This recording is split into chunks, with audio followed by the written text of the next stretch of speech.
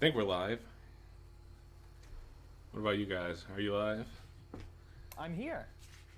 Yeah, we got you coming through. How are you, Steve? How's it going, everybody? Going great. How's it going, everyone? Good to see everybody again.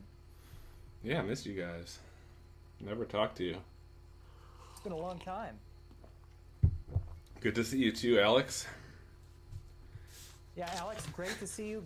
Glad you could show up. I know Bob is your #1 employee, but we're so thankful that you're here with us in his stead. Well, it's great to be here. I've got the documents. So, there we have it. I got the papers for Alex in the meantime. So, what are we talking about tonight? I don't know. What are we going to talk about tonight? First of all, I just want to say I'm so happy to see all my old friends. It's been a long time since we've all gotten together, a few of us anyways, to just kind of shoot the bull, have a good time, and discuss things that we either find interesting or that are just currently happening. So I'm so glad that we've taken this opportunity to do this, and I'm so glad to see. My goodness, we've got 60 people in here, or 61 people, and 62 people, and that's just amazing that so much time has gone by, but people still have some interest in what we're doing. Let's be clear. This stream is just a few dudes hanging out, not related to any pre-existing podcast of any type, with no promises of any future content. That's right. Hey, Nick, I just want to say, the chat is saying that my audio is a little low. Yeah, I cranked you up. They can barely hear me. I cranked you up. Okay, good. Good. Yeah. Crank me, Nicky. I cranked you off to the right levels. Thank you. Well, Yeah, that's good. Totally unrelated to anything that we've ever done before. This is just a random get together between just a couple of friends. You know what That's it all was? this is. Voltar had tweeted out some commentary on a video criticism of mainly limited run games, and I watched the video and thought it would be an interesting conversation to have. Chat about it. Yeah, for sure. But before we get Absolutely. to that, have you been playing anything interesting lately? Me? Well, Yeah. I'll tell you, I've not played too much of anything. I've not had time. I've been so busy. But I have to say, there's a bunch of things in my backlog that I really want to get to. I don't know if I'll ever be able to, but I just wanted to start by saying I have nothing but this wonderful collection of limited run titles that at some point I hope I can finally get into, because I am a big fan of these titles, and I'm very happy that there's a physical media for these titles that I can tangibly touch, I can put on my chest, I can put in my mouth, wait, we can't do that. but there's a bunch of games I want to play. I just haven't had a chance to because I'm swamped with my business. How about you, Nick? I don't know if I have any outstanding limited run titles to play. Here's a list of half of the limited run games that I have played in the past. This is only half of my collection from them. And that's not including the ones I sold because I didn't like them. That happens too. Yeah, back when I first started buying limited run games, a number of the games that I purchased are games I had never heard of. They just looked cool on the preview. It's limited playthrough games. Yeah. Yep. Or even sometimes limited fun games. Let's just be honest. Yeah, limited fun games. I only kept this because of the Blu-ray that came along with it, but this game is so bad. It's fun. Which one? I don't see any. Night Trap. Sorry. Okay. Yeah, I have a copy of Night Trap. I think Corey of My Life in Gaming gave me a copy of Night Trap. Years ago. So anyway, Steve, you play anything lately, or nothing new? Anything old? No. No. Sorry. Yeah, no, Why, it's. Okay, why did Steve. you guys invite me? I don't know. We don't know. We just felt it was Mainly so courtesy. we could see those. People are complaining about your volume, Steve, too. So I don't know. Crank it. I could just check it really Yeah. quick. I don't know if you've noticed this or not, but me and Steve have kind of went through a transformation with our bodies and with our minds, and we've taken time this summer to really sculpt ourselves. Yeah, you guys look with good. fine- I've sculpted I mean- myself too, but it's just my stomach has gotten further extended. So I'm just working it out. I'm working it out, boys. I'm working it out. Oh, sorry, Alex.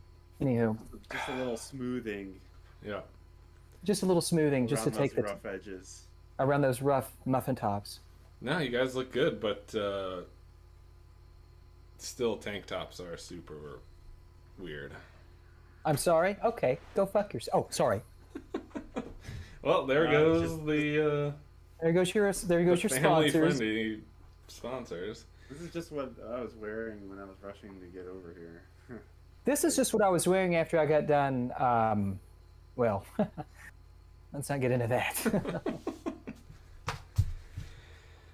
All right. Well, the point of me and Voltar showing games, I guess, was to unpoison the well and make sure everyone knows before we start talking about criticisms of limited run games that we're, Steve too, he just showed up 30 seconds before the stream started, so we didn't tell him to get his games. But we're all customers of the company in volume. So yes, we've all spent. Yeah, we all have certainly spent an exceptional amount of money with their business and for their business. So I'm afraid that some people might have thought that this was going to be some sort of super negative, mudslinging, super toxic thing for whatever reason, and that couldn't be further from the case at all. I think it's important to sort of preface this by saying too that we can have discourse and we can have certainly differences of opinion. Just because the guy across the aisle sees something with a little bit different perspective than you doesn't make him an enemy, and it certainly doesn't make him bad. And we see so much of that these days. I thought it was important maybe to talk about things civilly and remember that we're really all friends in the end. Okay? Yeah, that was super lame and accurate. I didn't mean any of it. But Falling asleep from hearing that. why don't you go be on the pace team, okay? Go Can't do pace it yourself. again, it's a one-time deal. Yeah, well, that's like marriage. Okay, so anyways, let's get to it, Nick. I mean, Nick is going to sort of, he's Yeah. going to take the minutes and he's going to curate the conversation. So we're just going to take our cues from him. Yep, that sounds good. I have some notes on the major segments of the thing, and hopefully by like the 6th or 7th, Steve will wake up and stop whispering. And so let's just start. So if you haven't seen the video, and Voltar posted a link to it, you can watch it later. I should say the premise of the video is that Limited Run Games is not a good company. You can take that to mean whatever you want, but that's kind of how he lays it out. And he lays out the case through a series of segments, some of them related, some of them are just kind of disjointed, just separate stories. The first is this whole story with a game called Revenge of the Bird King, which is apparently a really crappy, glitchy $1 digital title that it's a whole controversy about how it was released digitally and then pulled from the market, and they had like only a couple copies of this physically because it was made by one of the employees of Limited Run Games, who then sent them to. I think it looks awesome, by the way. From what the footage I was watching. Yeah, it doesn't look like a bad. I mean, it looked kind of like Yeah, it looked good. Flappy Birdish, but without the same premise. But yeah, I didn't think it was terrible. Anyway, he sent a couple of these copies to Metal Jesus Rocks, who then runs the hype train on it, saying it's the rarest game in existence, but if you message the guy from Limited Run, that maybe they'll do a release. So then they do this physical release on eBay that raises money for the Video Game History Foundation, who draws the connection that Metal Jesus knows Kelsey, who is a director at the Video Game History Foundation, essentially saying, like, there's some kind of incestuous, relationship Collusion there between Limited Run and that crew. Implying it. Yeah. And then kind of goes off into a tangent about how the Video Game History Foundation itself is very, like, opaque. They raise all this money through 6 or so different sources, but release very little every year.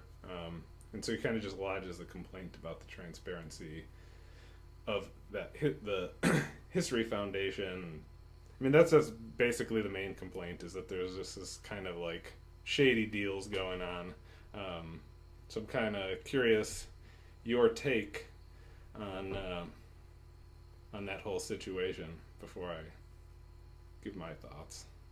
So here's what I think, and can I spend just 2 minutes sort of recapping the whole Sure, 20 minutes, go for it. Revenge of the Bird game? Okay, it's just going to take just a minute or two. So the Revenge of the, what was it called? Revenge of Birds? Revenge of the Bird King. I can't think of the title. Yeah, Revenge of the Bird. Yeah, so Revenge of the Bird King was a title that initially, it's alleged in this video, okay? This was a title that was going to be produced and released physically by Limited Run Games. Now, Limited Run Games was the distributor for this game for the Switch and for the Vita, okay? But they weren't the distributor for the PlayStation 4 physical release, and that's because, for whatever reason, the game was canceled on the PS4 in its digital form. And according to the video, there's a rule Sony has. If you don't offer the game digitally, we're not going to allow you to sell it physically. That killed the physical distribution, and that killed the release of this game. So what happens is funding is pulled from this game, and Limited Run Games no longer has anything to do with it, despite the fact that the game was created by Super Joe, I think is what he goes by. Joe is an employee, was or is, I don't know if he still is, an employee of Limited Run Games. So by his own accord, he decides that he's going to release this game, and he's going to take it upon himself to spin up a physical manifestation. But he can't release it. And it's really, really weird, because if you look at this game, and Limited Run Games has said patently that they have nothing to do with it. This is all Joe. They're just a third party. Even though if you look at original box art or box art that was released prior to this game being available by Joe, it's stamped LRG pound 000. This was evidently going to be the first Limited Run release by Limited Run Games. They bailed out. They said they had nothing to do with it. An employee, though, of Limited Run Games has the money. They spin it up. They start selling it, but they really can't sell it. Somebody gets it in the hands of Metal Jesus Rocks. Probably looks to me that somebody might have used their influence and relationship with Metal Jesus Rocks to get this game out.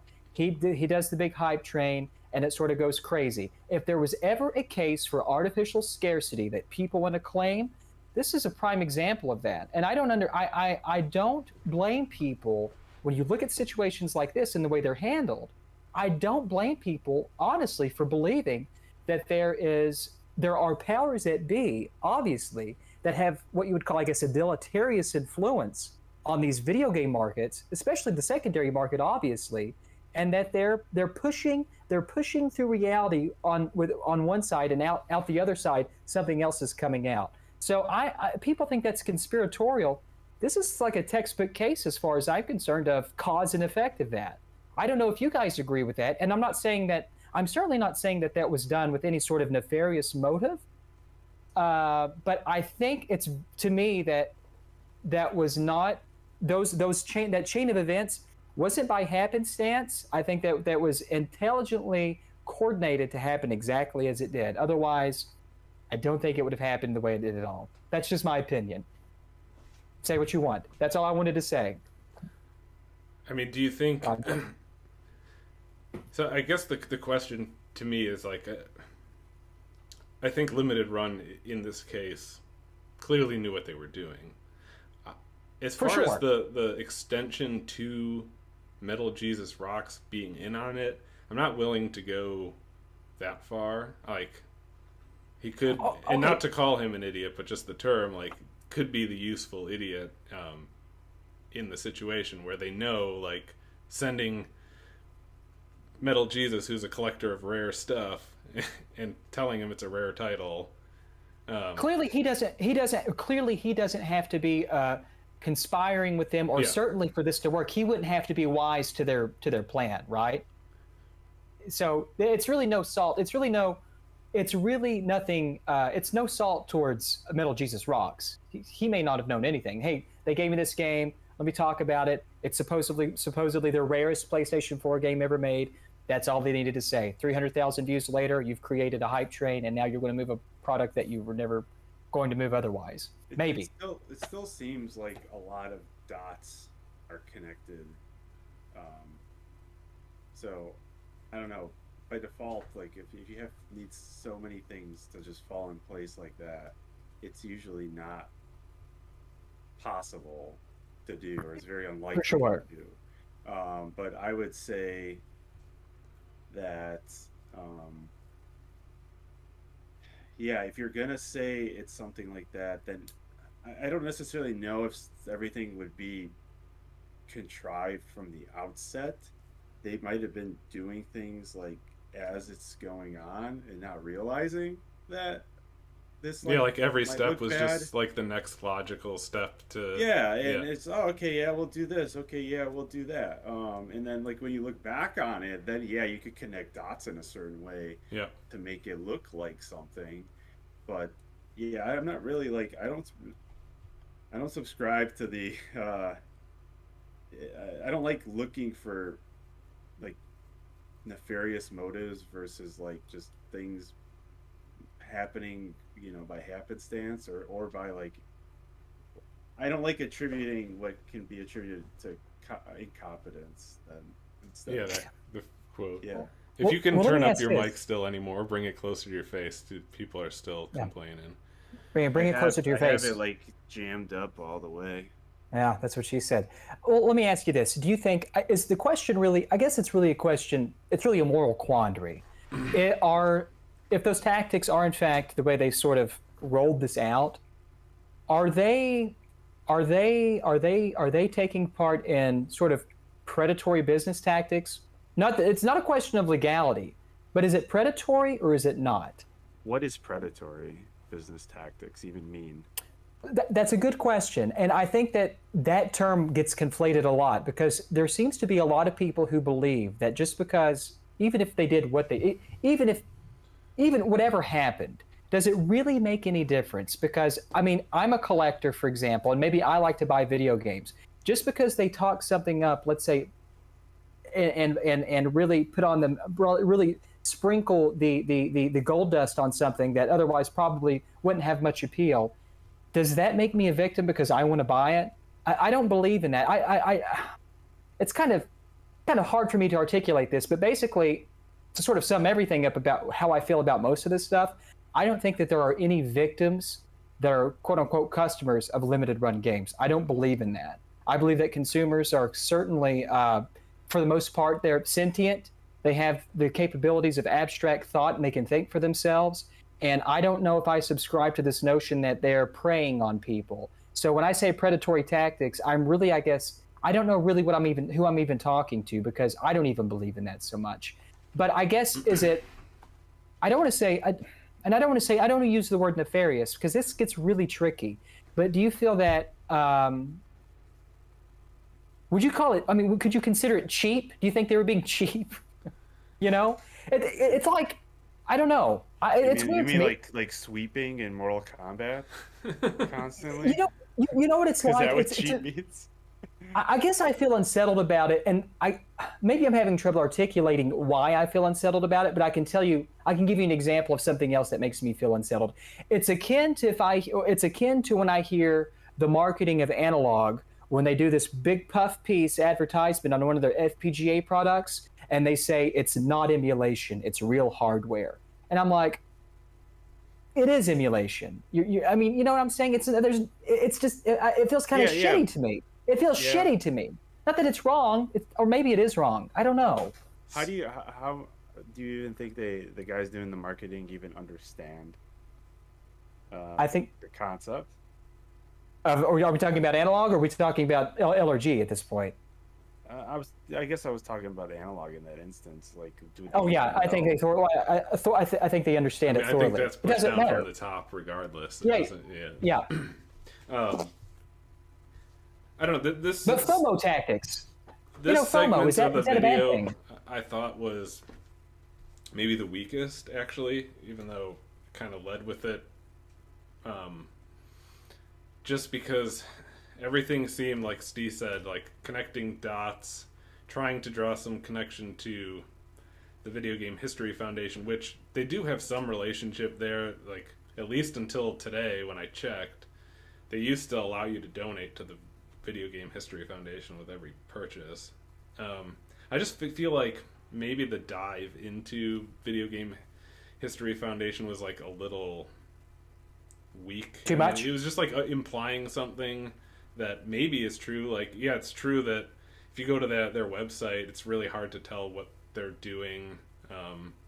Like, they got a couple blog posts a year. I looked at that, and like there is no open source repository or like That history museum stuff in that video, it seemed like it was like thrown in to be like at the beginning to be like this thing that comes back in the plot, but like never like comes back. And I'd be interested in like a more full dive into that, because I mean, no organization, especially tax exempt organization, should be exempt from scrutiny. But I don't know that there's necessarily anything there. It felt like the implication was that this was like them funding their buddy's pet project to collect stuff on the side in a tax exempt fundraised manner, which may be the case, but there's no evidence, and it's probably, or I should say, seems unlikely given that there's like a board of directors and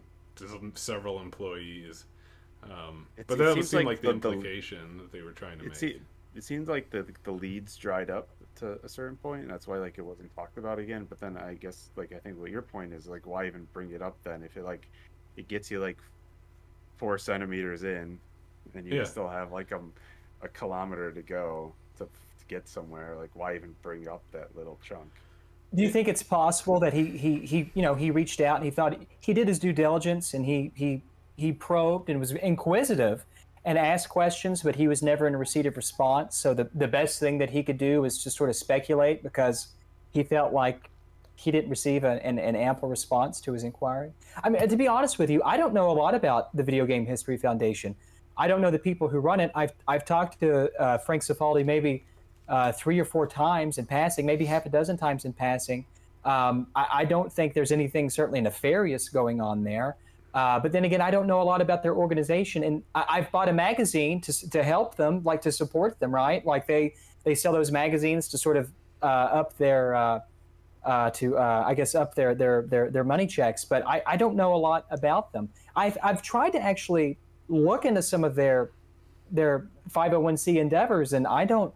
I looked too, because it's all public. I don't know what they do though. Yeah, there's not much there. It's kind of generic. Yeah, I mean, so my takeaway from that segment is I would like to see them be way more transparent with what they're doing, which I probably agree with what they're doing. I would just like it to kind of be spelled out, like how they're spending money, not just this like $60,000 on museum that nobody can go to right now. Right. It'd just be nice. Yeah. But again, that's an aside. I don't think it really adds much to the criticism of limited run. Really, I agree. The whole Revenge of the Bird thing, to me, could have just focused on the fact that this is like hyping up the artificial scarcity type of thing, but not like a big conspiracy. I think the emphasis should have been put on really what I think he was trying to say is limited run games is telling you that this isn't a limited run games release, when as a matter of fact limited run games had basically everything to do with this even existing in physical media. That's what I took from it. We'll come back more to that later, because I think there is a fair criticism there, especially with this the distributed title thing that they fall back on. But we can come back to that. Yeah. Okay. Let's Okay. move Cool. to the next segment, which was the question of does limited run games exist in the name of preservation? No. And so I'll just give a rundown of his major points. He lists out 4 games. No More Heroes was missing a song from the title. Sam and Max had removed jokes from the game. Cosmic Star Heroine required a patch to play after you popped it in. And Scott Pilgrim was missing 2 of the characters. Then he goes on to point out that Limited Run Games wasn't even formed to sell their own game. This was a pivot from their initial company of making a game that wasn't selling well. He says that he believes that I'll go through some of this, that essentially that their business model is more based around preying on collectors, driving a fear of missing out business model, which he calls predatory. And some examples of this would be like when they released that NES title, they released the cartridge in 3 different colors. They released games with multiple covers, so that you buy it twice, like the collectors buy it twice, all while at the same time what they actually release on their website is a small portion of their entire production. You at least in the past, you'd watch it sell out in 30 seconds, but they also hold back stock for in-person shows, Best Buy, Fangamer, a variety of other places that they call, I think, trusted partners or something. And that this all serves to basically just like prey on these whale customers that have to buy every single thing, even if it's just a change in plastic or a change in cover. Can you clarify something for me? Because Sure. like when I was watching that, I was confused because I remember like when Curse of the Moon 2 was coming out, and I'm like, oh, you guys got to get ready to get Curse of the Moon, and then you told me like it just opens for pre-order for everyone, and everybody could get it, so you don't have to worry about it. And so I'm kind of confused of what the argument is. If is it just like the super fancy collector's packs is what he was talking about, and For not just the game? I'm for confused. Switch, I think. I mean, do they even still make PS4? It's been a while since I bought a title. Sure. I bought Yeah. a few Switch titles, but I haven't bought a PS4 title in a while. I think it was just a Switch thing where they kind of changed that business model. I don't know if it, like with PS5, they're doing that old PS4 model or if they're doing the open pre-order thing. I think so the everything's open pre-order thing across is- the board, right? I'm sorry, Steve. I didn't mean to interrupt. I just thought let me that, go that, right that now and just check, because I know they have like... Oh, so it's was PS4 was the only thing where they did that type of buying? Is that It why I might was be. so confused? I feel like they just changed their business model kind of when they started. it was very shortly after the fact, or PS5 right is- around that time. PS5 Well, looks like an open pre-order. Yeah. So, Yep. Sorry, like really quick side note, like I ordered Curse of the Moon 2 and for Switch and PS4 and Scott Pilgrim a long time ago, and they like I Mhm. never got them. Is that like supposed to happen? Were they out No, yet? sometimes it takes them a very long time to ship, but you should. And both of I those have my games copy. are out now. Like usually, so Let's their see. whole thing is if you order multiple things in one order, they ship everything together with the last thing that's ready. But all those Okay. things sound like they should have shipped. Yeah, I've got Scott when did Pilgrim. that happen? Months I got ago. Scott Pilgrim a few Oh, months boy. ago. Now this just came in, I think, for me not too long ago, Steve. Maybe a week or two ago at the most. Oh, okay. Curse of Moon 2. Well, you So- can reach out to their crappy customer service that we'll talk about in a later segment. It's probably in some like spam folder on email or Yeah. something. I just didn't know like if I should go and check. It sounds like I need to. Yeah. Sorry to interrupt. I just was. That's fine. He's- Thank you. You know, we've only got an hour. you son of a Voltar bitch. showed up the Curse of the Moon 2 for Switch, and I'm waiting for that to This gift very to recently someone. I came. bought it for This a very. friend. Hey, you didn't buy it for me, you fucking asshole. Anyway, No, so I there we bought have my it. friend. So I know. Well, go ahead, Mr. Red Shirt. Well, no, that's the question I had. I just didn't understand their business Well, model. some games are still sold and advertised as being limited quantity, but for the most part, I think most of their titles are open pre-order. So, yeah. So but I mean, these things clearly actually, aren't. to Steve's point on this, I do feel like this is also a weakness to the criticism of limited run because people want to have it both ways. It seems like it's like when they did the we only have 2,000 copies thing, people complained that they never made enough. And now that it's open pre-order, people seem to be complaining that it's not really limited. Like, Well, yeah. The thing is, though, yes. The problem is that to limited run games, to their credit, they've changed their trajectory and they've evolved. They have recognized that there are a lot of people who are disgruntled because they just can't get in like everybody else and get their copy secured. So, I mean, my goodness, they're trying to do everybody a service and make this more amply available for everybody. Despite that, you're still going to have people that are going to complain. So I applaud limited run games for at least trying to do something. And the people that are going to complain, they would complain anyways. You know what I mean? So, but F 'em. that aside, I mean, sticking to the point of this segment, which I think is a fair point, Okay. I don't think that limited run games exist to preserve anything. No, I don't think they listen. This notion. I don't know if they advertise themselves as or present themselves as preservationists, but they're absolutely not. I'm sorry, I don't mean to sound offensive, but they're not. They sell physical, tangible, commercial games. It's slick marketing, just like analog, with their slick marketing. But the true mechanism for preservation since the 1970s, since the very inception of software, has always been piracy. Limited run games, selling retail games physically, isn't doing anything more for preservation than what Nintendo and what Sony and what all those other companies have done since, I don't know, since video games have ever been made, producing physical games that are tangibly available. That is not a means of preservation. I'm sorry. I think that's ridiculous. That's ridiculous. I agree with that because you guys remember Orange Box, right? Yeah, for PC. For sure. Yeah. Yep. So Yep. that it was a nice thing to have on your shelf, but you had to install Steam to use it, right? yeah. Right. Yeah, Yep. you couldn't. Yep. So I think that's like their goal.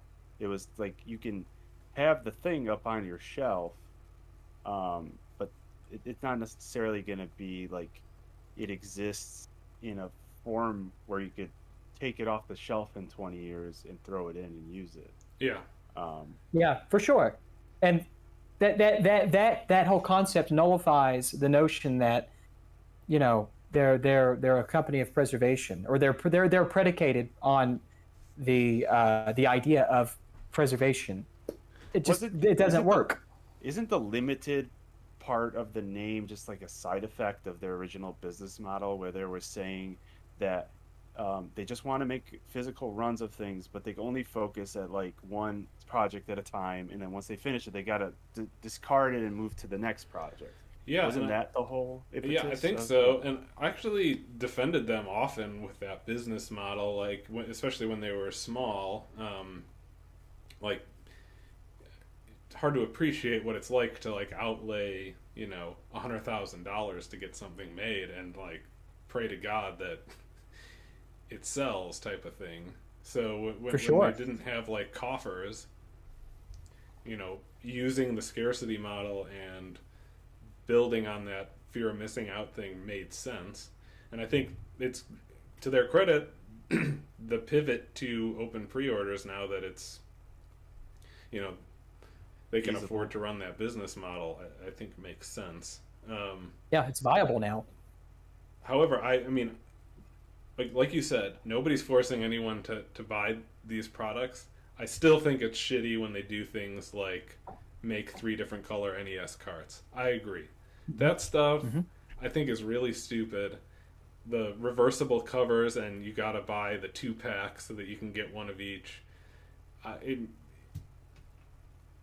it's preying on the people who are desperate to have a complete collection. Whatever mentally causes you to want that exists clearly, and it's taking preying on advantage of addiction, that. right? Yeah, it's Preying on like a addiction. gambling type thing. It's certainly preying on compulsive behavior. Yeah. Certainly. So Is it it's like illegal? the No. Is it No. moral? Probably gray, but like Nah. it's just like, just don't do that. You guys run a multi-million-dollar company now. That's something else, Steve. I mean, that's something else, Nick. I mean, honestly, that's something that I don't know if they still fall back on this, but it's the trope of, we're just a small company. Well, how do you define small? Sure, they have a small volume of employees, but I don't know if you have that figure available, Nick, where you can show people. But the small in employee count, yes, perhaps, but they don't do small business. These guys are doing. their resources aren't small anymore. Probably. Well, let's talk about that. Used to be small, right? According per their LinkedIn page, they've done over $150 million in revenue, and they've moved 2.5 million physical units. So I don't know what we're talking about. I mean, yeah, it's not a small business. These are big buckets of money. Well, I'm saying, like, in terms of resources, what I mean is, like, back then they only had the resources to make like 2,000 copies of something and move on to the next project. And now Nick is saying, like, no, they're making exactly. a novel NES card, which by itself is like great. It's not a lot of people make that, but then they make it in the 3 different colors. That's they right. have a lot of resources to do that.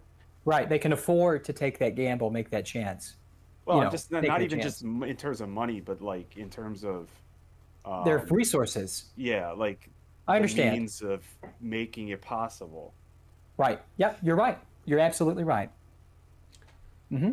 Yeah, it reminds me of the Jurassic Park line. They were so focused on whether they could, they didn't think about whether they should, type of thing. And I would rather they not do the whole predatory.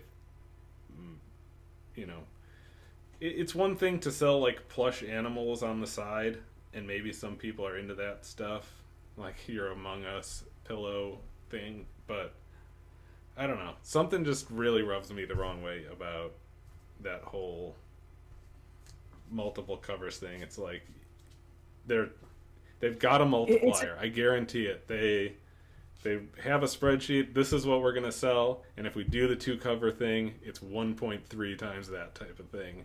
And a lot of times it makes sense, For sure. I'm a fan of I like reversible covers, but I don't want like what they for permutations. Yeah, like where there's a sealed copy for each one. It should just like ship in the one way, and if you want to switch it, you switch it. Like, yeah, I mean, it's hard to satisfy both, right? Because as soon as you do that, then there are the people that want the sealed versions of both. But yeah, so don't do it. I don't know. Like the switchable covers should be for people who want to actually open and play their games, in my opinion. Yeah, what you could do is sell a different cover for like $2. That once you've opened it, you can... Well, in fairness, they do that.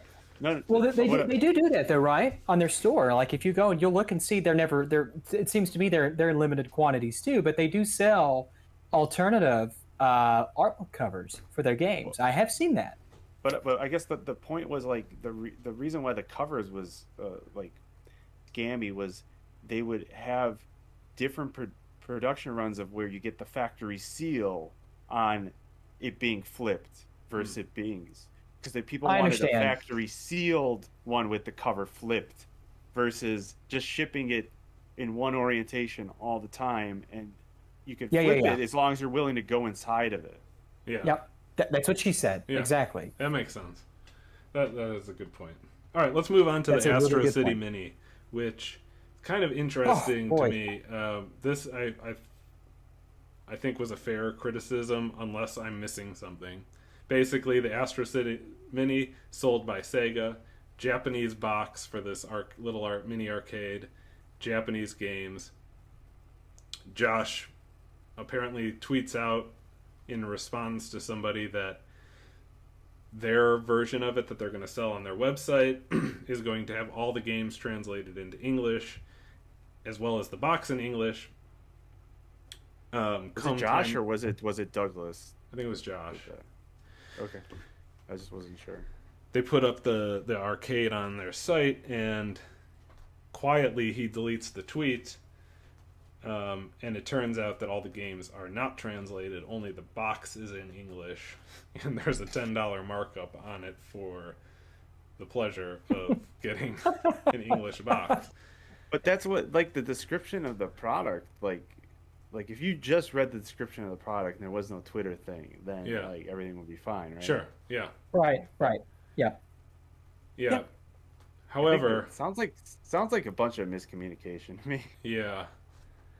Yeah, I mean, I don't think they were intentionally being shady, but once you've could have clarified that. Once you've tweeted that out, and you've got a bunch of people who know this thing is limited, they're not going to the page and reading the description on sale day. They're showing up and hitting that button. Asking a follow-up question after that. Yeah. Yeah, you can't put the toothpaste back into the tube, gentlemen. I'm sorry. Yeah. So, yeah, I thought that was a fair criticism. I don't have much else to say on it. Yeah, I don't either. I don't that's know reasonable, how you right? communicate that out, but it maybe should have been, unless I missed something, like I said, it probably should have been in big, bold letters at the top of one of their emails that they made a mistake. What would be the proper way to resolve that, assuming it was just a mistake that they tweeted out the wrong thing? Like, how would you handle that if that happened, and then when was it removed? When was the tweet removed? Was it recent, or did they wait till they shipped things and then remove it? That I don't know. Okay, well, just assume that, like, what would be the proper way to handle that if, like, you're like, oh yeah, it's totally in English, and then someone's like, hey dude, it's not in English. Oh crap! Like, so what do you do? So I'll give you a list tweet of again? things. Yeah. All your marketing channels, basically. Josh should tweet a clarification. The limited run games account. The marketing you have email. to find everyone who ordered it already and, like, send them, like, some sort of possibly, and allow for cancellations, which they normally don't do. I would have extended that courtesy on that product. So they don't have, like, an infrastructure to even handle that. So they would have to set one up for that. Yeah. Right. Well, yeah. Okay. For the most part. They have customer service people who can be instructed how to handle, I suppose. And it's not hard to print out a list of all people that ordered one product out of their Shopify. So it's doable. Yeah. Yeah. They just had to be willing to do it. I just wanted to know, like, what ways. Like, one way I thought of was, like, also offering, like, a significant discount, because, like, doing... No, they're not going to take a lot, Steve, please. Doing, like, a cancellation is, like, a lot of labor cost, and it might be just faster to just do a refund or something, like, for $30 or something. Yeah, I mean, it depends what the customer wants. If the customer doesn't want a bunch of English or Japanese games for now $140 instead of $170, it's like, well, $30 doesn't mean much to them. So they didn't make that many of them, though. Like, that one was super limited, if I remember correctly. Yeah, that's a low volume. Yep. So, yeah, I don't think it should have been that big of a hassle. Oh, that's right. It was like 100 something, right? Yeah, a couple hundred, I think. Okay. All right, the next segment, they dove into. This is kind of a shorter one too, but the whole eBay conspiracy, which he basically says there's not much of a conspiracy there. You know, people always had speculated that Limited Run Games was one of the people scalping games on eBay. That they were holding back. And he, I guess, did extensive research into anyone who's ever sold a limited run games on eBay, as much as he could, and didn't find any evidence of that. Though he did find evidence that at least one of the people were one of these partner stores that limited run games gives advanced copies to, guaranteed advanced copies to, who then marks them up a lot more and sells on eBay. I don't know. This is whatever to me. I understand that I'm kind of unique in not really caring about the whole eBay scalper thing. Doesn't really bother me as much as it bothers others. So I don't have strong feelings on this. How do you even enforce that or police that type of thing happening? I mean, you could write it into your contract with the partner store. Well, you could write in the contract, but then you have to like monitor it and enforce it too, right? Yeah, More resources. yeah. Or keep all the simple solution is if it's that much of a problem and if it creates that much of a sort of an ethical if there's an ethical impasse that you're going through in life, keep all of your sales internal and don't do that at all. Yeah, If it's that big of an issue to you, I mean, keep it internal. Sounds Bring like all it's of your not sales. that big of an issue. I don't know. Right? Yeah. I mean, evidently not. Keep it if you Well, don't even keep it in house. He says as much. I don't think this part of the video was really making too. I think it's a big deal. Yeah, I think he just had to address it because there's that It was on the list. conspiracy exists. Yep. I understand. So, cool. A partner store jacks up the price. Whatever. There's open pre-orders now, so just get it from Limited Run. I mean, That's right. That's a simple solution. I think they've resolved that with their open pre-order system. I think that takes care of that. Yeah, the whole time I was watching the video, I was, like I said, I was confused because I thought a lot of this stuff was resolved already. Yeah, yeah. The change in business model does kind of impact some of it. Right. A lot of big it's time. historical, complaints, I guess. Is that applicable today? Okay. So then there's the Among Us controversy where they put out this big collector's edition, and then in the end, it becomes only a digital copy, which kind of flies in the face of their whole forever physical thing. It's mostly physical junk to put on your shelf. Oh, was that the thing where it came with the card with Yeah, the code? yeah. Mm-hmm. Yep. Yeah, I mean, again, I think that goes back to this is not a preservation company, and No. that their name is not strictly physical games. So, whatever. I mean, it's looks bad for their marketing, I suppose. But I don't know. I just would never spend the money on that kind of thing myself. And Is that game any good? Is that the one? it's like the most one? popular game in the world, so I assume people like it. Yeah. Then you know it's good, right? So Super Mario is not Yeah, number one anymore. I don't think so. I think this game has just a ridiculous number of Oh, players. I played Mario all the time. Me too. All right, so let's talk about the complaints about customer support out of them. Basically, his main points along this are you look at Better Business Bureau Consumer Reports, the main complaint about that company is their customer support. They have super long wait times. Their international shipping is even worse. They have bad packaging. They mark up the cost of a box if you actually want to protect your order. They don't let you combine orders unless you order them all at once.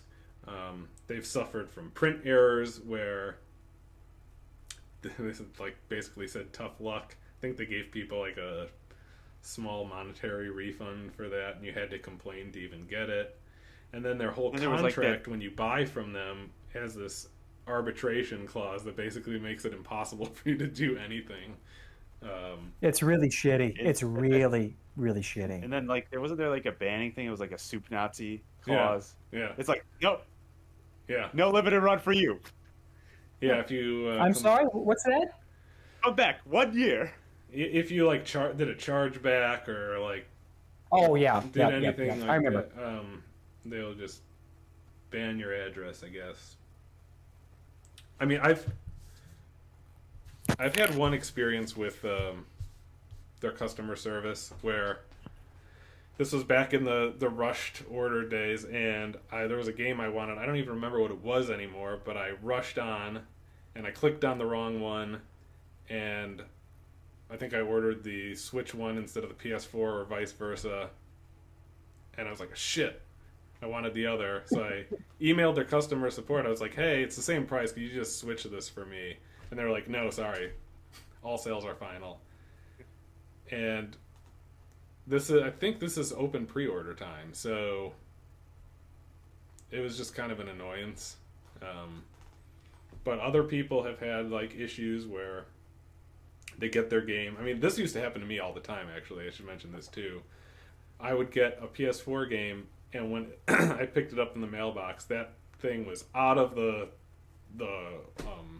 little knob that holds it. Yeah. And just jiggling around in the box. Yeah. Probably 80% of the time I got a game from them, which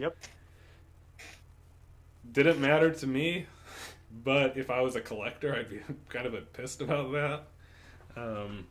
And honestly, even when I got games in their cardboard box, didn't make a difference.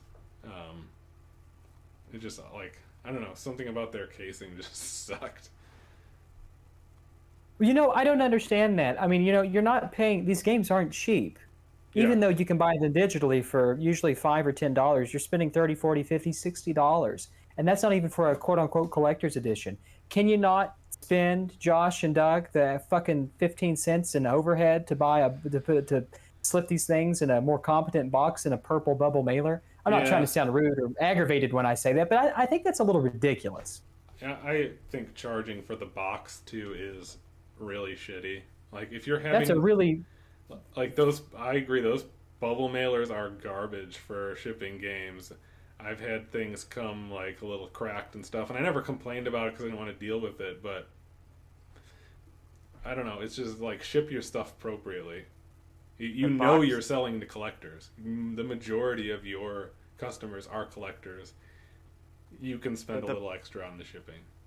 The box thing is like a tinge of like, you want it shipped better, middle finger. Yeah. It's so you guys would like your products to arrive okay. It's like it's like they have a suggestion box, and when you hit submit, it actually goes to a page where it's like, here's your suggestion. It's like a picture of shredded paper. yeah. That's so funny. So wrong, Steve. His complaint about international shipping, I mean, I can't speak to that. International shipping sucks, so I kind of give him a pass on that. Yeah, totally give him a pass. I can't speak to that. It's impossible to manage. But yeah, I think now that they are a bit larger and have a different business model, like I understand when you were doing kind of the limited time window thing, but like let people modify their orders. Like if you have dedicated customer service, it's not a hard change. I don't know. You have a 2-week window. I don't think it's that big of a deal. So I understand where people are coming from there.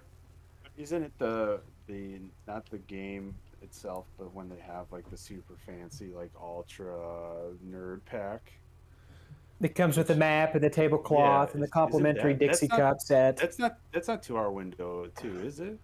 Or 2-week window? No, that stuff is still, generally speaking, the collector is old school. Set it and forget it. Yeah. Okay. Yeah, I think that's what he was like mostly complaining about in the video, but it took me a while to like figure it out. Put that together. Yeah, yep. I mean, if you're spending upwards of like $100 for this like big collector's pack, and it comes shipped to you terribly, and you actually have to gripe about it to get it handled, I don't know. I just think it's a poor way to treat your customers.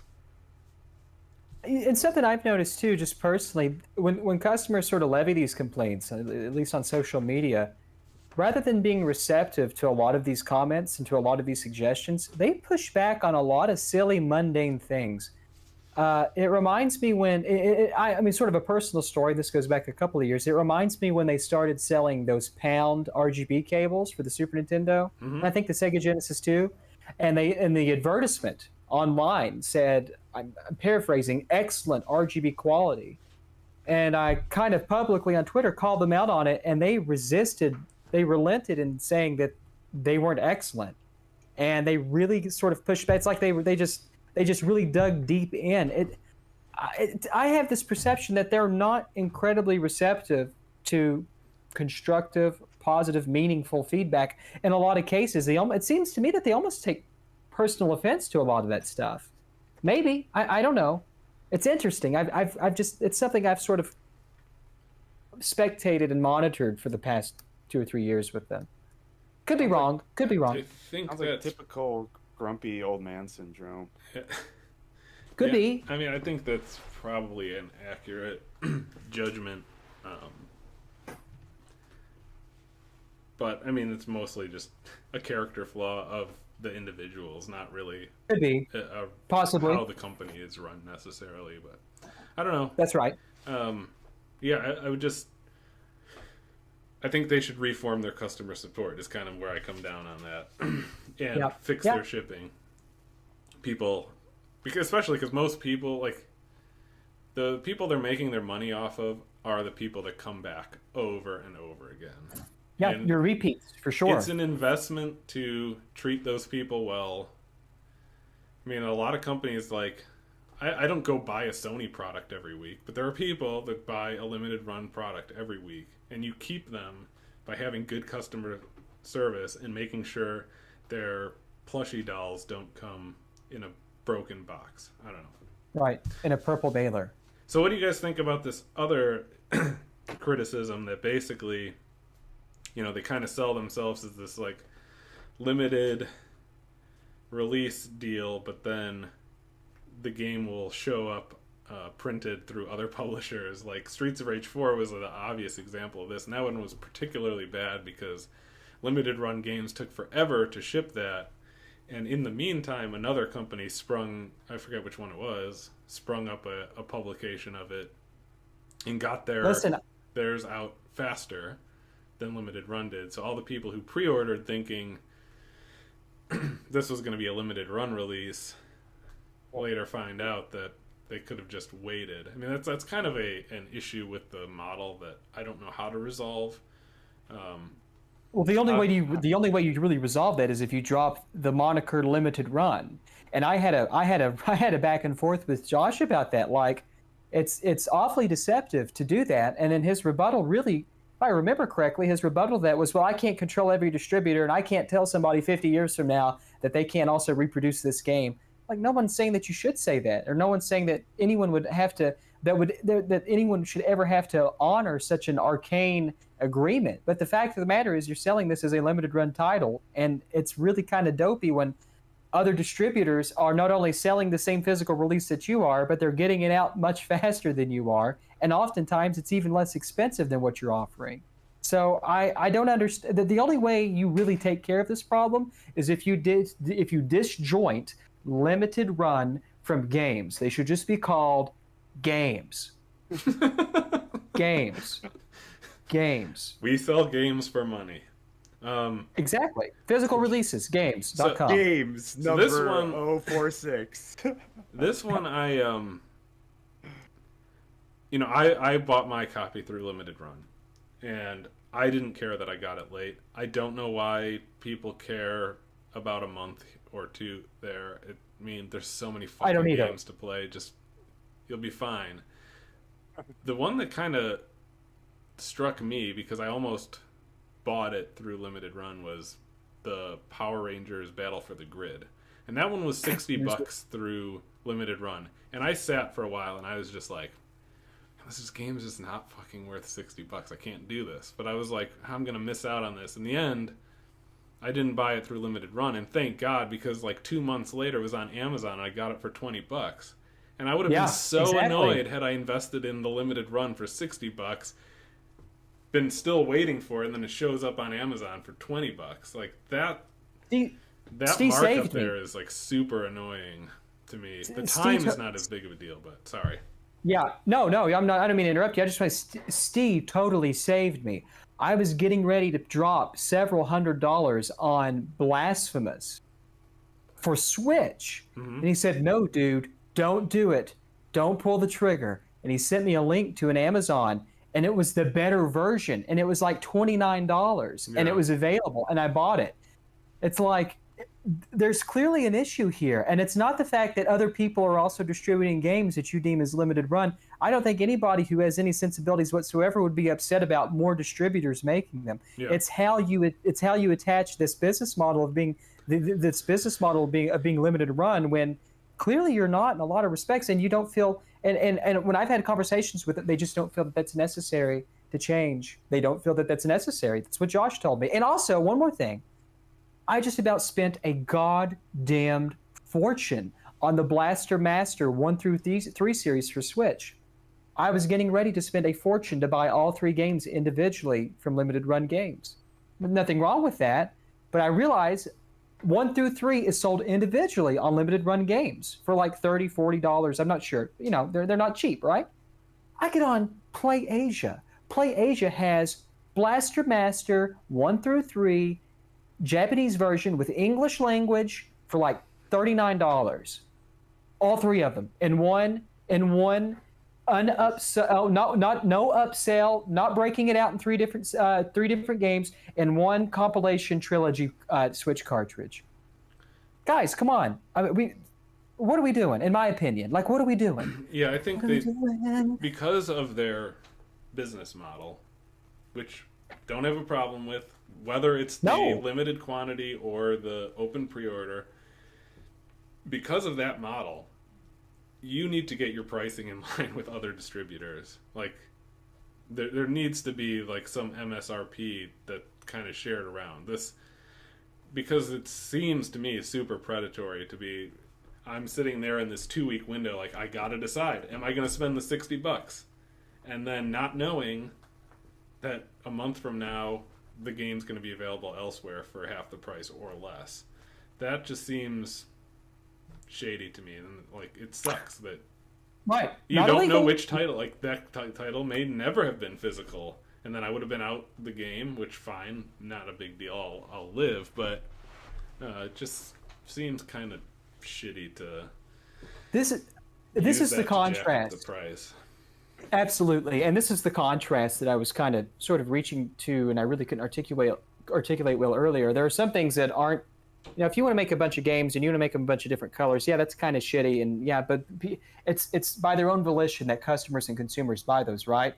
But predatory tactics such as this, what we're talking about, where you're releasing a game, there's a small 2-week window, it's $60, let's say, and then in 2 weeks from now, 3 weeks from now, the same exact game, maybe with even more features, is coming out by another physical distributor, and it's half the price, or it even includes more stuff. But you've already locked in, and they don't accept refunds.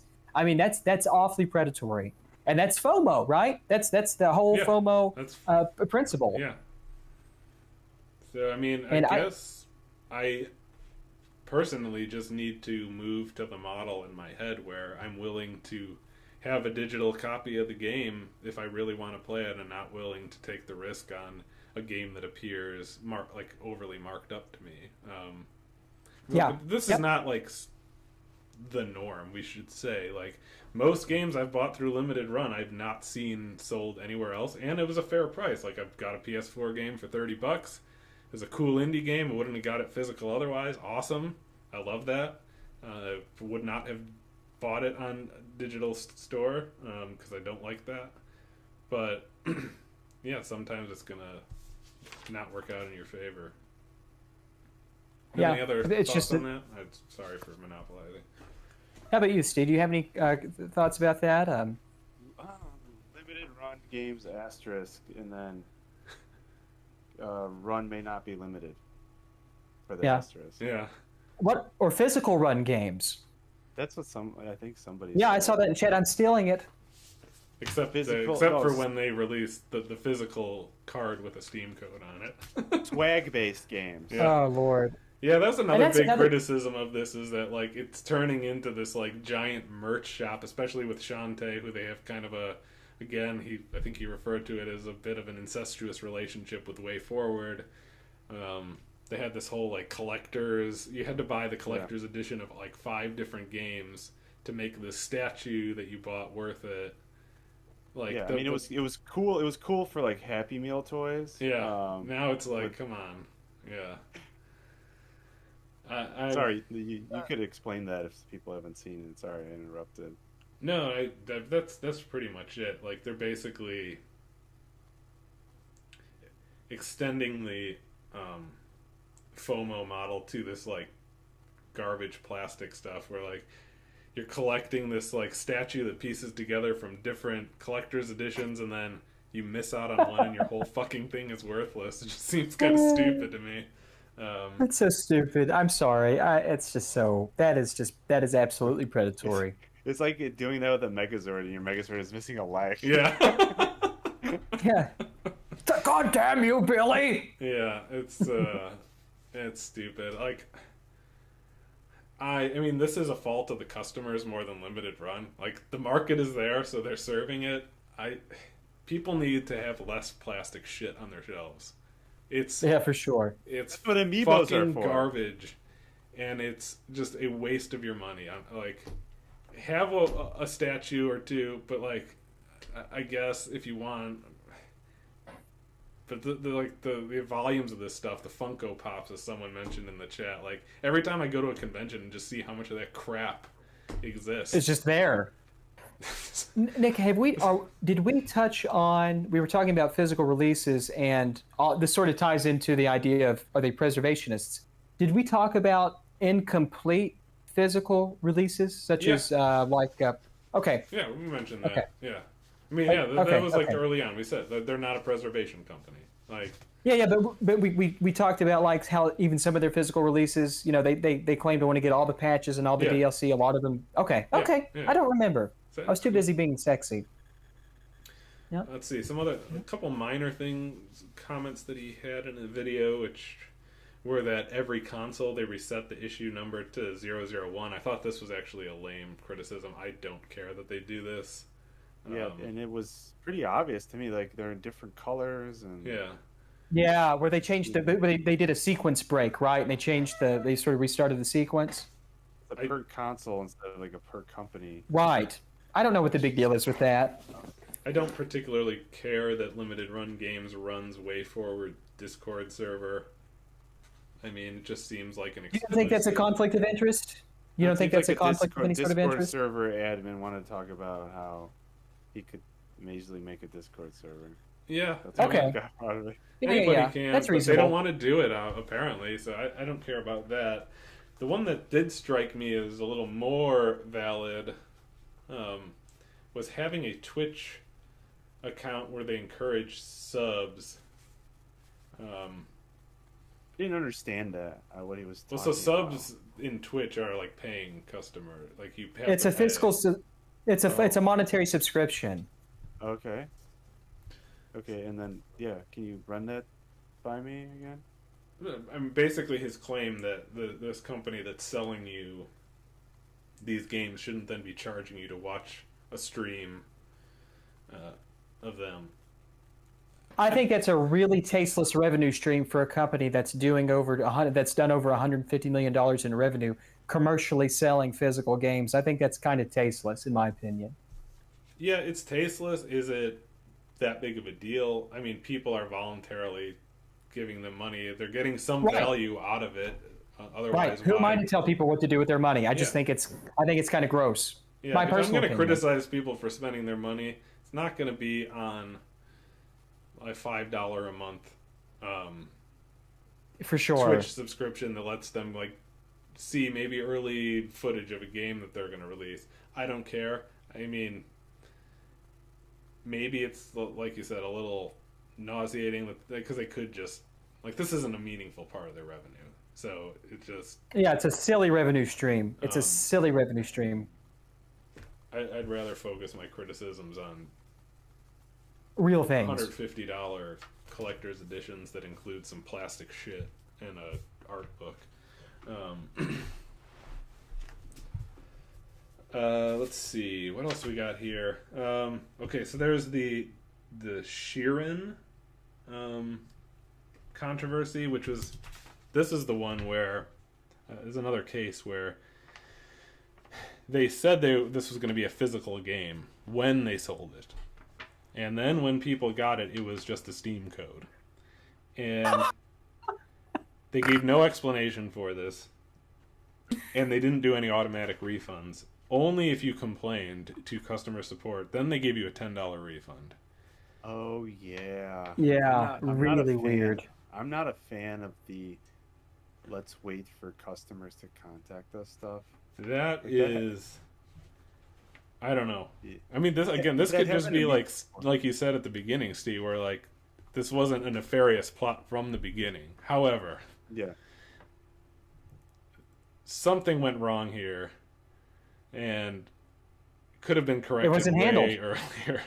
It just wasn't handled. And Yeah. I mean, that might not be nefarious, but that's really, really juvenile. Looks, I guess Seafoam Gaming in the chat. I don't know who that is. Sounds like he or she knows something about that situation with Sheeran, so the chat can go ahead and ask them. Yeah. Consult Seaman Foam Gaming, please. But this was all part of a like that was a fair part of this segment. In the same segment, he kind of went over how they make $3 million a year in revenue, and the CEO claims his salary is in line with other employees, but CEOs get paid in other ways than base salary. I thought that was like should have just been completely left out of the video. I don't see why the CEO salary. I'm not counting anyone's money, Matters. and I don't care about their success. Yeah. I'm good for them. I'm happy for them. He also mentioned how You know? Doug sells his autograph, which that I find to be super shitty. Like, I can go to a baseball game and get like an actual famous person's autograph for free if I just wait around. But this guy sells his. I don't know. People want to pay ask for me it, a lot. sure, but it's like I don't know. I've struggled with that because people have asked me a lot in the past, would you sign my console, or would you, when I send this to you and you send it back, will you please sign it? I want to put it on my shelf. And I'm not famous. Like those are some pretty impressive illusions of grandeur, in my opinion. Didn't somebody ask me to sign something, Nick, and I put like something like you stay in school or something? Yeah, it sounds familiar. Yeah. Back Don't when we drop out did of the fourth grade. Kickstarter, every unit that we QC'd, me and Steve signed on the back of the unit. Should have upcharged those for the Yeah. signatures. We initialed them. Yeah, whatever. My Okay, makes initial sense. is my signature. I don't have a signature. When My someone asks me to signature's a sign bunch of something, I write scribbles.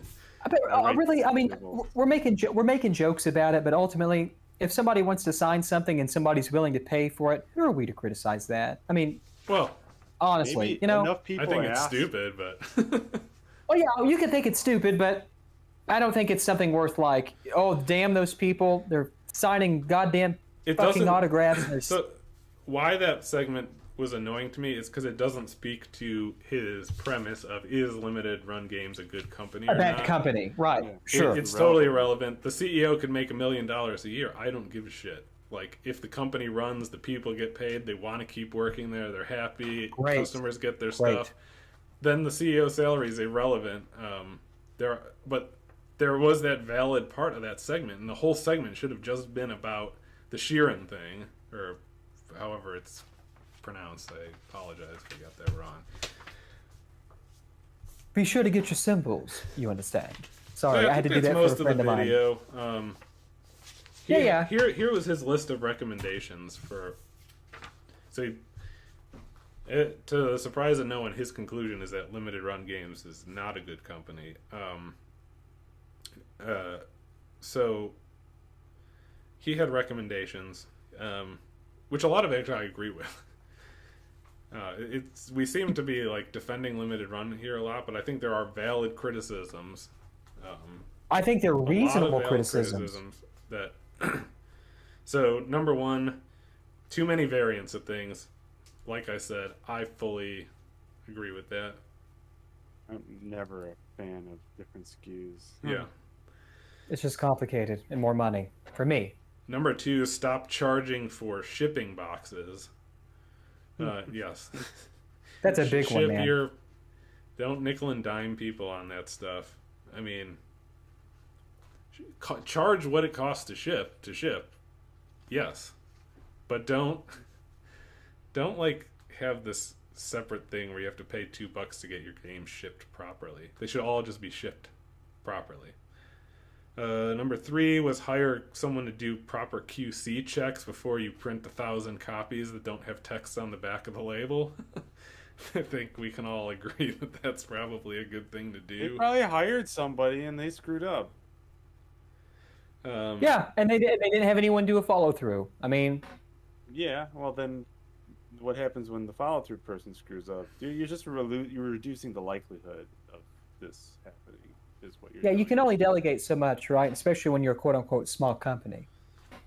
My handwriting is really shitty for this next one, but I believe that I wrote about having clarity on the actual timed exclusivity. So I think this was my complaint with Power Rangers Battle for the Grid type thing. Like, if this stuff is coming out in a month on another platform for $20, you just need to find a way to kind of spell out the terms that you have with your game company.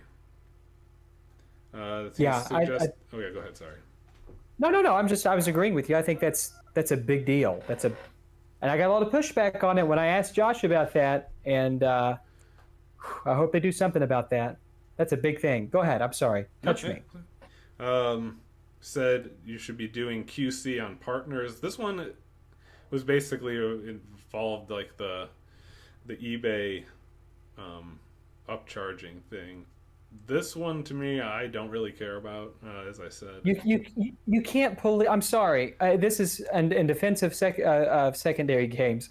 In defense of limited run games, they cannot be responsible for policing the secondary market. Yeah, going on eBay, like having someone, like paying someone to like monitor eBay, make sure this is on the up and up, seems not practical. It's nice that they want to try, and if they think if they can find patterns and sort of mitigate repeat buyers who are clearly just buying 1,000 and selling 1,000 for ludicrous price, if they can mitigate that, that's great. But they're not. In no way are they responsible for policing the secondary market. I think that's outrageous, in my opinion. Yeah, for sure. Holding them responsible for that, that's crazy. So the next one was more clarity on when this thing is actually going to get released. So kind of agree with this. A lot of times they just give these vague windows. They miss them sometimes, miss them by a long time sometimes. I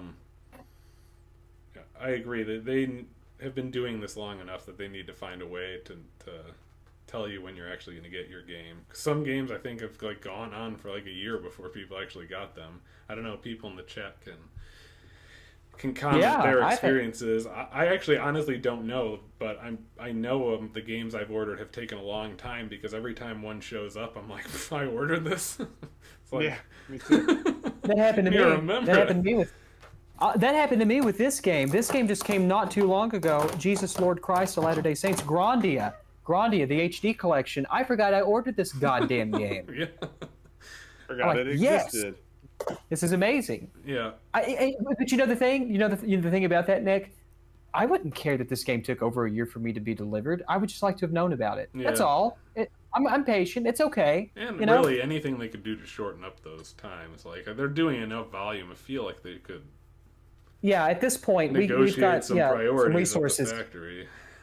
Yeah, I think we can muscle some things now. But I don't know. It depends. Like, I don't know if Nintendo does... Like, their PS4 games, I'm pretty sure PS4 games, only PlayStation can produce those physically. I don't know how Switch game production is handled. If a third party can do that, or if Nintendo has to do that. Anyways, okay. The next one was a lot more clarity on whether the game is going to include all of the DLC, the patch. Like, I think everyone...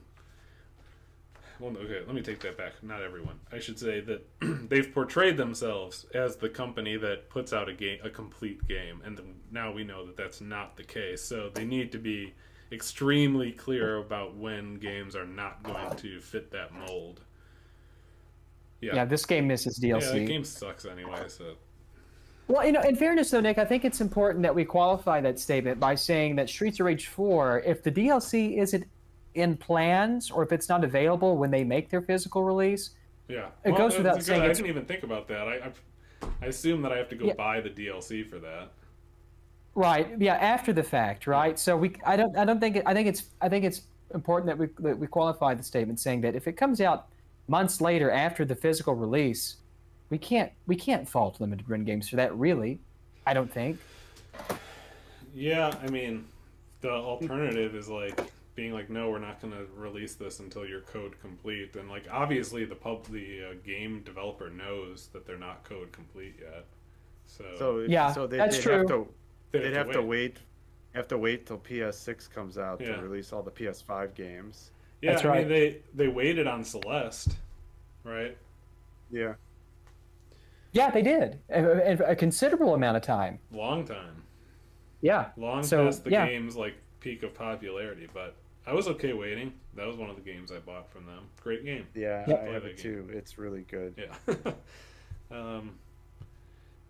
Let's see. He talked about improving their game selection, which this is an interesting one to think about. He had like basically voiced the complaint that back in the day, you know, their choice of games were like these indie titles that, you know, just would never have seen a physical copy otherwise. And now you got shit like Jack 3, which has got a bajillion copies being produced everywhere, but limited runs got to get in on this. And it takes away from the mission of the company. It just seems like, hey, this is another way we're going to make revenue, as opposed to we're trying to make physical games that wouldn't have it otherwise. Which I agree with the criticism. Like, be true to who you were as a company. Otherwise, I don't know. Really focus on completely changing your messaging. That like, hey, we don't really care about this physical production thing anymore. We're just a publisher that wants to make money. Yeah, Madden 2022. Yeah. Exactly. Guitar Hero 74,000. So yeah, that was his list of recommendations. Do you have anything else you wanted to talk about that video? I mean, overall, just like impressions. I thoughts feel about like the Limited video. Run? I feel like the video. I just want to. We should have prefaced this video by saying, when I tweeted about the video, there were a couple of people who automatically assumed that this person, mind you, full disclosure, I have no idea about who this person is that created this video. I don't know anything about them. It just showed up in my newsfeed and I watched it. I thought that a lot of his points kind of were.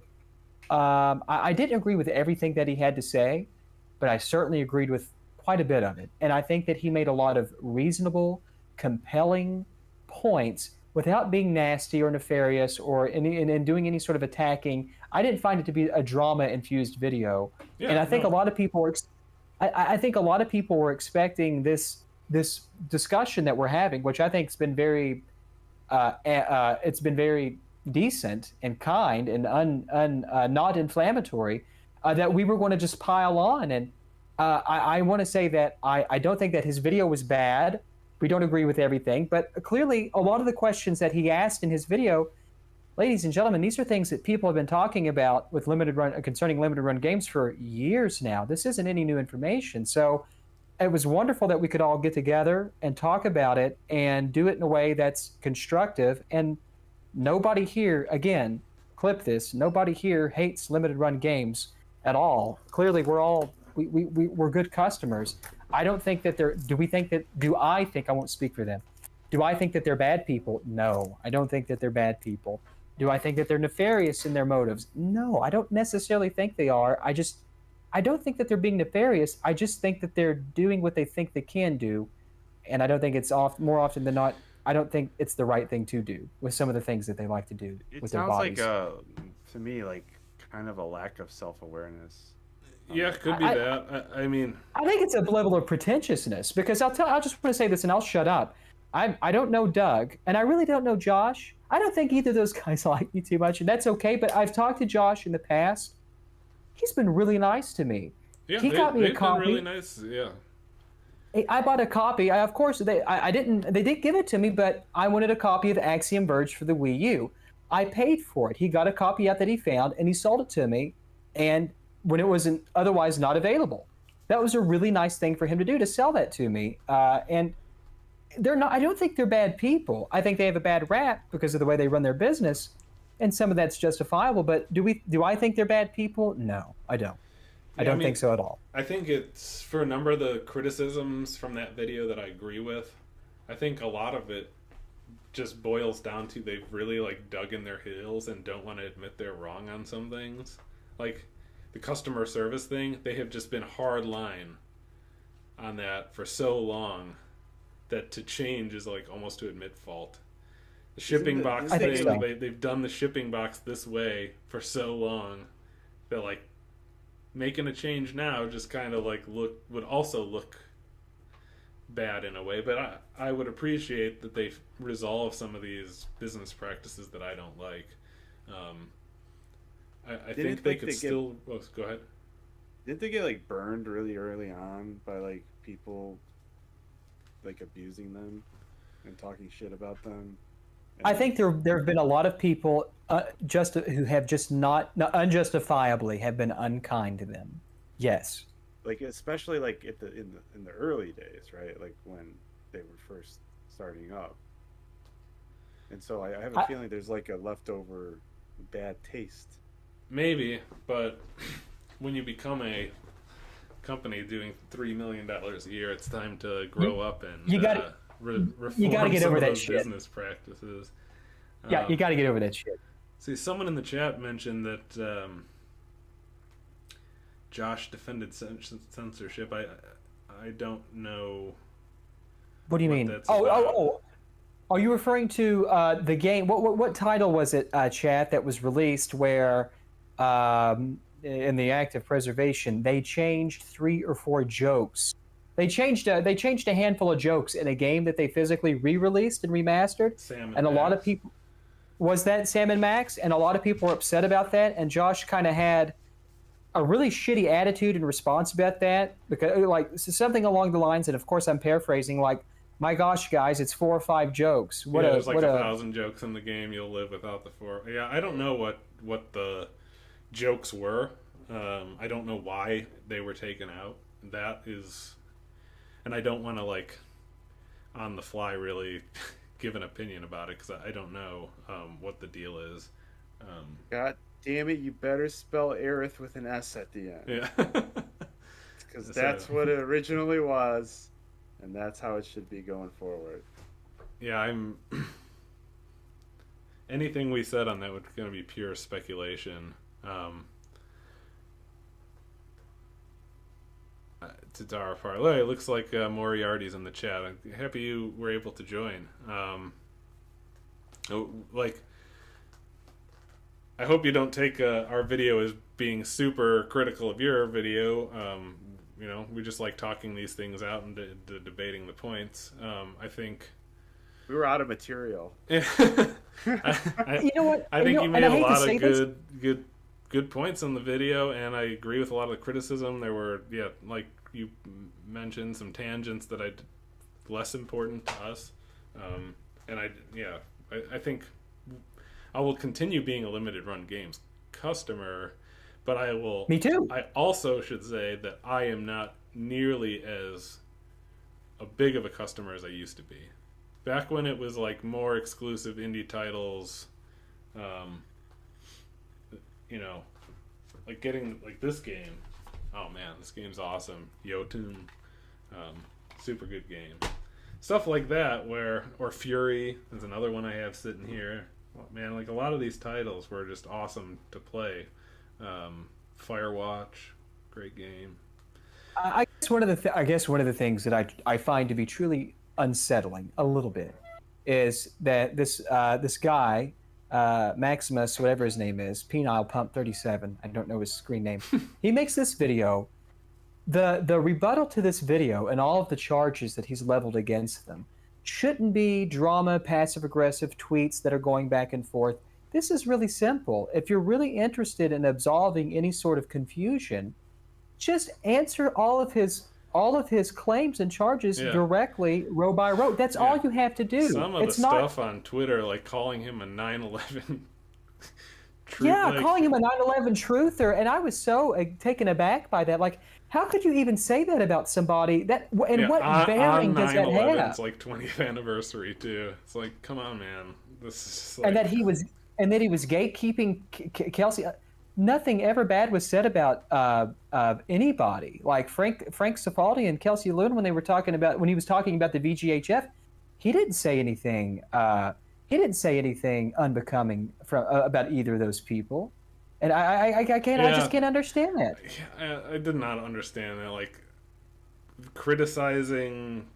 So, like we said, I maybe just failed to understand the point of the Video Game History Foundation criticism, and not to say that it shouldn't be criticized. It probably deserves an entire video, like exploring where that money's going. Would be interesting for me. But like just criticizing a woman doesn't mean you're being sexist or misogynistic. Like or gamergating. Yeah, the term gamergating came up. Actually, they didn't even criticize Kelsey. Really, it just mentioned the connection between her and Metal Jesus and the foundation and limited run, and kind of how that was all just this like weird circle. Which, yeah, I don't know.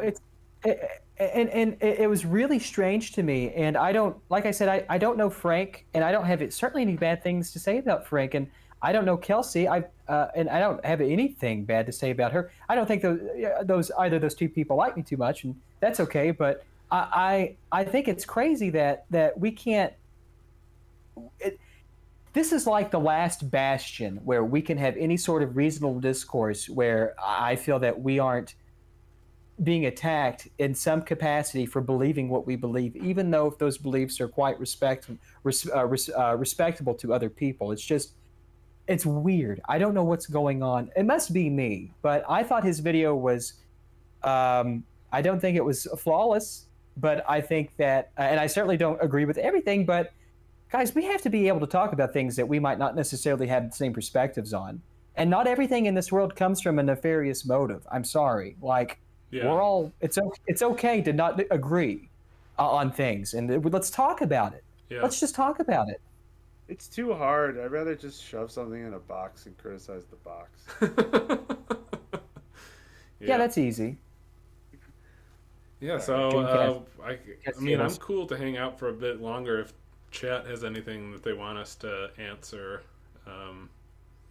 Just, at the really cool video game dudes discussion hour handle so that I see the question and we can answer a few. Otherwise we can call it a night. That's fine. We can so what, but that's fine. Does anybody have any questions? I mean, is there sort of like I can spend 10 minutes to sort of do an after party. Do anyone in chat, do you feel that I just want to sort of poll the audience. Do you guys think that we were fair? Do any of you think that we weren't fair in our discourse about this? So now you guys I'd like to know. Create the limited run games review show, and tell us why we were wrong. But Moriarty said, to be fair, I reached out to Video Game History Foundation several times and never got a response. Yeah, I mean, I do find that a little bit weird that they're so opaque with what they're doing. Do you think that the 40K doesn't include email servers, so they're just going nowhere? Do you think that it's a matter of? Do you think that it's a matter of them possibly, anecdotally, they take offense to anybody inquiring about how they handle their 501c internally? Like, who the hell? In other words, like, well, who the hell are you to ask me that, peasant? You know what I mean? Yeah, it's possible. Again, this would be speculation on my part as to totally. But I could see that, like, why are you asking type of thing.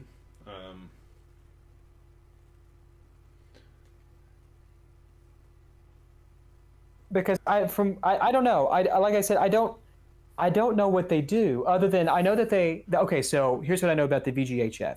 They archive code for some esoteric games and things that they can get their hands on. Are people going to be able to access this code, and when? Let me get to that. They have an extensive physical media library of magazines from the video game. So do I. Yeah, so do I. Okay. They have an extensive cache of video games in general, and as far as like that is concerned, that's all I really know. They're, And they're I've looked preserving into those. it. They're working with Game Informer to preserve all those old issues. I know they're doing some like major Yeah. digitization, but with any of this stuff, I don't know when it becomes available to like. If it's just preserved for the foundation, it's not like super valuable to people. So it'd be nice I to don't know. like what their plans were for that. And I could just be ignorant. Like maybe they've discussed this, but I couldn't find anything in my 30 seconds of searching on their website. You have to go. You have to go in. You'll be able to go in 30 years and look at everything in microfilm. Yeah. Well, that's Like what I'm going saying. to It's like the the- library and putting the old newspaper thing under the light. I mean, Look, forgive my ignorance, and if I'm wrong about this, I can certainly be wrong, and I don't mean to make the implication that there's anything nefarious, but this video game history, this VGHF has existed for some time now, and they've amassed several considerable donations and revenue, and I have looked to see what sort of plans they have for actually opening up this archive initiative to more than just their internal team. And I've not seen any sort of roadmap to what they're going to do and how they're going to do it so that this is accessible as a 501c to everybody. That's not saying that they've not talked about that. I just haven't seen it. So I would love to be informed, because it seems to me from my limited knowledge that people are donating all this money, and that's fine, but I don't know what the payoff is for the public, right? Or if there even, or to better qualify that, if there is sort of incentive or payoff for the public. It doesn't have Right? to be. Yeah, there doesn't have No, to be. no, it doesn't have to be at all. I But I'm feel still like curious to what are it's- people donating for, right? Presented in a way that makes me feel like that's really the only way. I don't know. Like, is it really preserved if the only person who can access the code base is a member of the company? So I don't know. They could have talked about this on a YouTube video. I know that they have a Twitch channel where you can subscribe to and you can watch things that they do. They could have discussed this, but maybe the discussion is behind some sort of walled garden where it's not really, there's no real public facing. Yeah. This should be on their website, right? Like, here's our roadmap. In Yeah. 6 months to 1 year, we intend to have a Roadmap public. and a more detailed explanation of where the money goes, I think, would be fair Right. to ask out of that. Yeah, I All think right, let's those- move on. We have some questions Yeah, in the let's chat. move on. Are you all getting an Okay. Analog Pocket review sample? Yeah, we're okay. Yeah, we don't get anything I from couldn't them, dude. Are you even kidding buy me? one of those things. It sold out so fast. Yep. Did you buy one, or either? Of you? I don't buy analog products. Sorry. Okay. Yeah, I don't have any analog products, but I actually did want that one. But I have no desire Yeah. for like a. Yeah, tough Super shit, kid. NT or Move on. anything. Move Let's on. see. What do you think video game preservation truly entails? Does it mean having an archive like a museum, or does it mean personally being able to buy copies of these materials? I mean, I can answer the second half of that. I don't think preservation necessarily means everybody needs to be able to purchase a copy at all times in perpetuity forever. I agree. I agree with that. I think we spend too much time talking about what preservation is without really enjoying what we have in terms of preservation today. I think that preservation, in my opinion, preservation is piracy. And that's it. Whether or not you have a moral quandary about that, that's the ultimate mechanism that affects preservation. Yep. I don't think that- I agree with that. Well, I could tell a quick story like that about that Sure. orange box. Like when Left 4 Dead came out, it had the same mechanism of how the files were packed on the disk, and I found like some old Russian code that extracted orange box, and I ported it over to Left 4 Dead. I'm like, great. Now like people could like extract their Left 4 Dead legit copies like without Steam, and then like people just use it to pirate shit. Yep. The line. So like, I mean, It's a where that catch-22, stuff- man. That's where that stuff gets made and distributed. But like, 20 years later, you could still use that software to actually do the preservation. Hey, that's what Yeah. we're dealing with Battlefield right now, right? You and Yeah. I with Battlefield 2142. Yeah, and like all this like digital stuff like Xbox Live Arcade and the PSN network stuff and Wii Store, like back then, it was piracy. It was like, why are you stealing this shit? And just go pay for it. And then now it's like, thank God for those guys who like figured out how to like side load the Wii to install the shit. Yeah. Because you can't even buy it anymore. I can't get Castlevania Rebirth or Gradius Rebirth. I mean, I bought it 17 years ago. Now you have a different Wii with a different serial number. Like, how do you get Right. it? You can't. Yeah. So, piracy is preservation. You can quote me on that. To a degree, yeah. I mean, I do think organized projects around it are important. I'd like some people throwing stuff up on a torrent or something is maybe less so, but yeah, I do agree it's an important part. Let's see, anything else? Robert Spoor says companies shouldn't have Twitter accounts. Totally agree. Yeah, for sure. Except Wendy's. Seen it, heard a lot of them. Yeah, well, I promise I'll delete ours as soon as we hit 11,000 subscribers. You said that to 10,000. Yeah, but then 10,000 became the Amy Jo Johnson thing, so. Yeah. Yeah. You said that three dunes ago. Are there any legal changes you'd like to see implemented to make things better for customers like limited run games? I don't think the legal system needs to change. I would like to see limited run games have a less shitty arbitration clause. Like, I can't go into the specific of it, but if you go and watch Moriarty's video, he really goes into the details. They of, like, really cover all their things bases. that specify, like, yeah. I would like to see that be a little less like anti-consumer. Would be my point on it. I don't know if you have anything to add. No.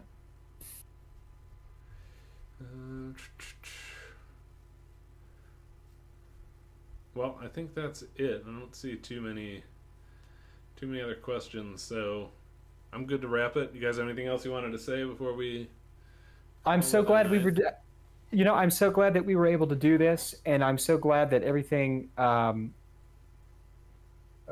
the way it did. I really love having these sort of exchanges publicly, because I think people get so wound up in Twitter drama that often really doesn't even exist, when they could just talk to each other.